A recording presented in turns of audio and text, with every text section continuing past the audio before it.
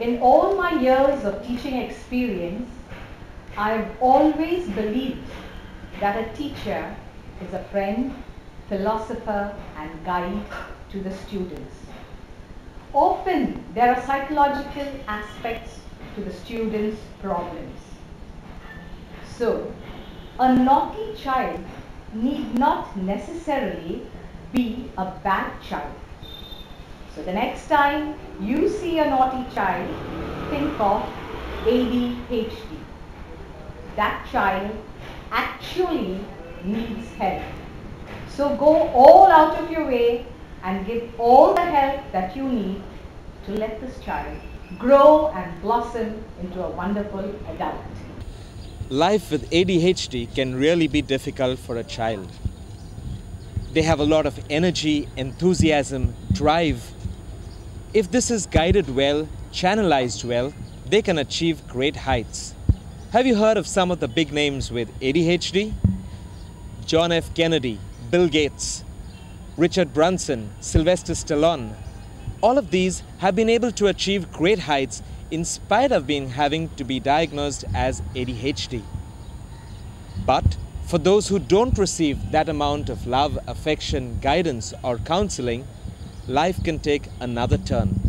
It can lead to increased problem behavior, risk-taking traits, and even addictions. Let's listen to Rahul's story. Hi, my name is Rahul Ranade and I am a recovering alcoholic at the Nirman Foundation, Murbad. Looking back at my childhood, I feel that I was a very hyperactive and an attention-seeking child. Today I've come to know about ADHD, and in those days it was very uncommon to take a child to a psychiatrist or to a counselor. And I think in today's parents, they should realize that there are so many psychiatrists and counselors available. There is help available for your child. So there is no shame in taking your child to a psychiatrist.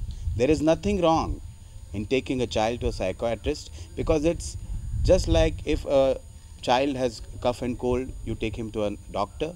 It's simply a cough and cold in the mind, you can say. So my advice to you would be, take your child to the psychiatrist to avoid him from going into addiction or alcoholism or any addictive behavior. ऐसे क्या करना? आज मस्ती करके आया school में? हाँ? अभी जाए हैं स्कूल। तुम्हारा नाक को क्या हो गया है? देखो, शांत नहीं बैठता है। बार-बार कुछ न कुछ गड़बड़, नाक में हाथ डाल डाल के क्या हाल बनाया देखो? सबका कंप्लेन आता है कि मस्ती बहुत करता है। हाँ? स्कूल में भी, घर पे भी गड़बड़ ही गड़बड़. Scratched his nose completely and has not been able to let it heal at all. Restless, and it has worsened and worsened to this extent. So, let's take a few questions. How do you differentiate between a naughty child and a child with ADHD?